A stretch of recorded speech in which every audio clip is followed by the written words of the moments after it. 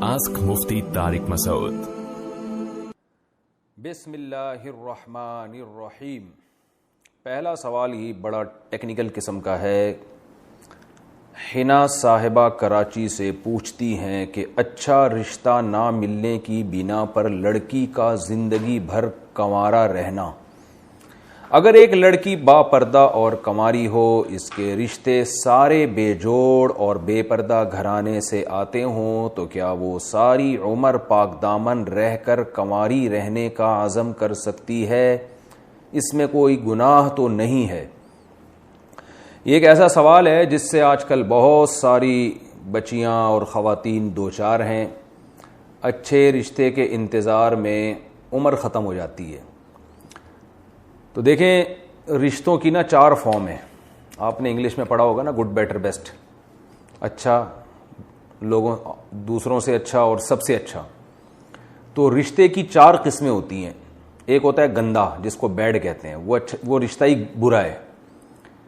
تو برے رشتوں سے تو کرنا ہی نہیں چاہیے، چاہے ساری زندگی کنوارے بیٹھ جائیں، بشرطے کہ کوئی گناہ کا خطرہ نہ ہو. تو برے رشتے سے ایوائڈ کرنا لازم ہے.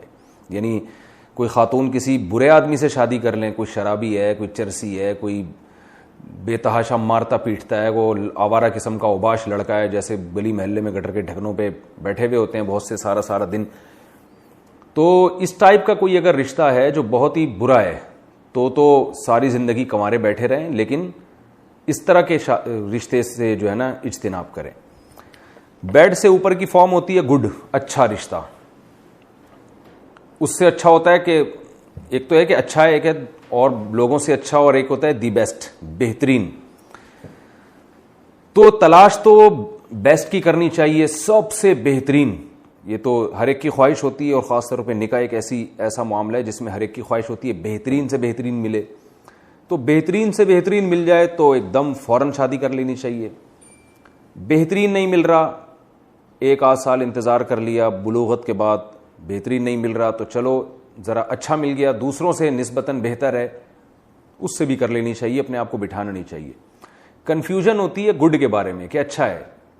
اب اچھے کی ڈیفینیشن کیا ہے یہ سمجھ لیں.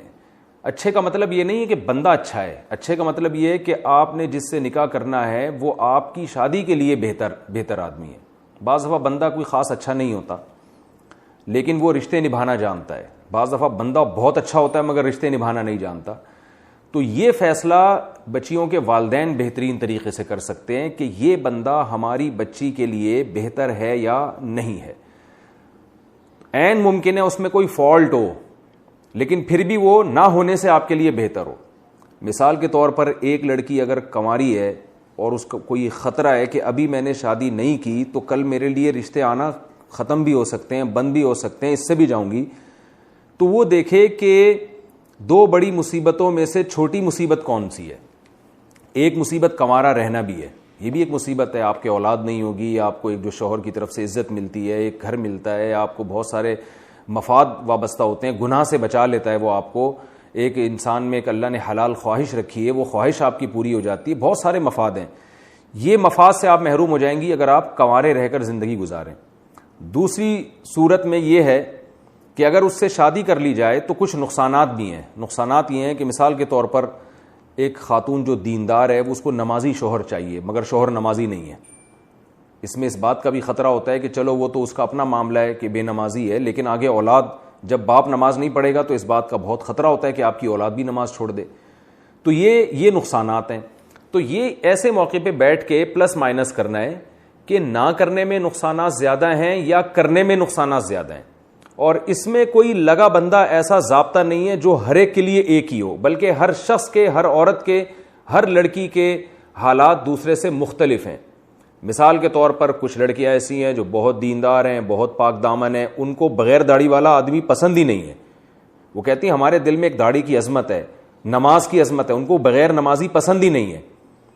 اور ان کو اس بات کا خطرہ موجود ہے کہ بھئی ہم جو ہے اگر بے نمازی سے شادی کریں ہماری اولاد بگڑ جائے گی.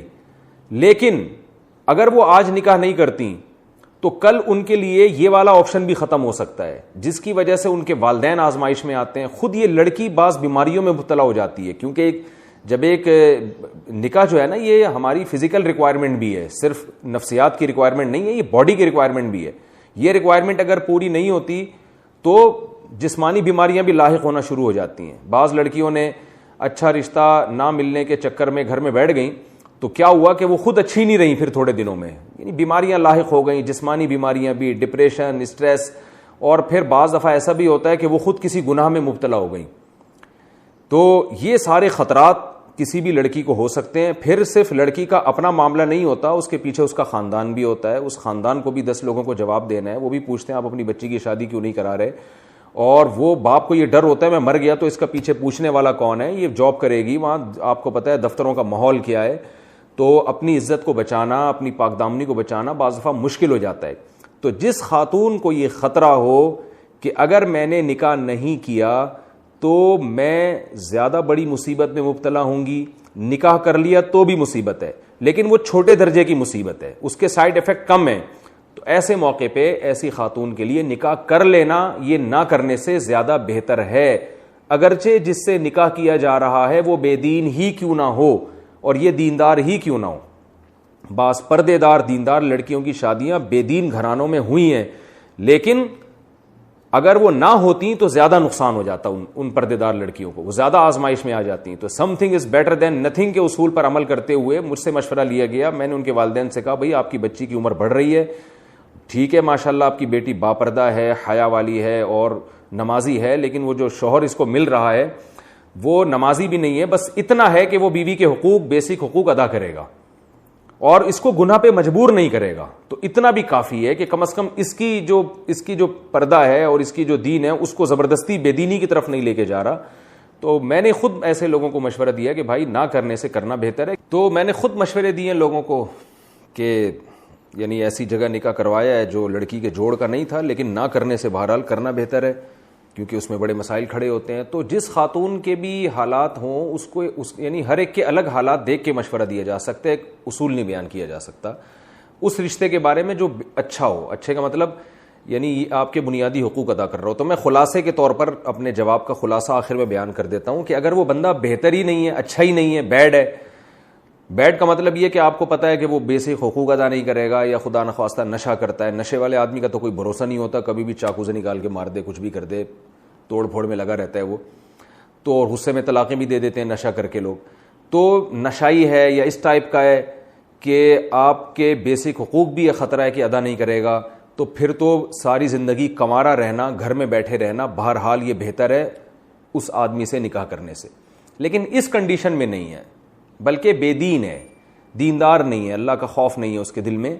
تو پھر اس میں یہ ہے کہ اگر آپ کا یہ خیال ہے کہ آپ کنوارے رہ کر اپنے آپ کو محفوظ رکھ سکتی ہیں, خاتون ہے کوئی وہ محفوظ رکھ سکتی ہیں اور کوئی گناہ کا خطرہ بھی نہیں ہے, والدین کے لیے بھی ٹینشن نہیں ہے اور یہ بھی یعنی خطرہ نہیں ہے کہ خدا نخواستہ کوئی ڈپریشن کی طرف چلی جائیں گی, تو پھر میرا مشورہ یہ ہے کہ ایسے موقع پہ پھر نہ کرنا یہ کرنے سے بہتر ہے.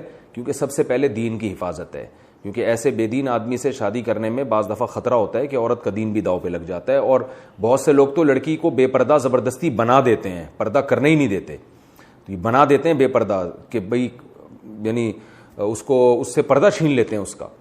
تو لہذا ایسی کنڈیشن میں نہ کرنے سے بہتر ہے. لیکن اگر یہ خطرہ ہے کہ نہیں بھائی اس سے بڑی آزمائش میں پڑ جائیں گے تو پھر کر لینا, نہ کرنے سے بہتر ہے.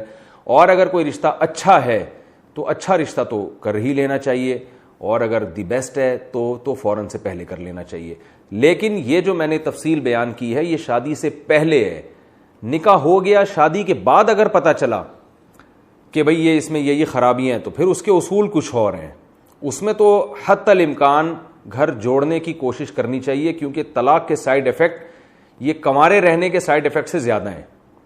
کیونکہ طلاق کے بعد لڑکی کو نقصانات پھر زیادہ ہوتے ہیں. تو اس صورت میں تو خدا نخواستہ جب تک ناقابل برداشت تکلیف نہ ہو علیحدگی نہیں لینی چاہیے, حتی الامکان کمپرومائز ہی کرنا چاہیے.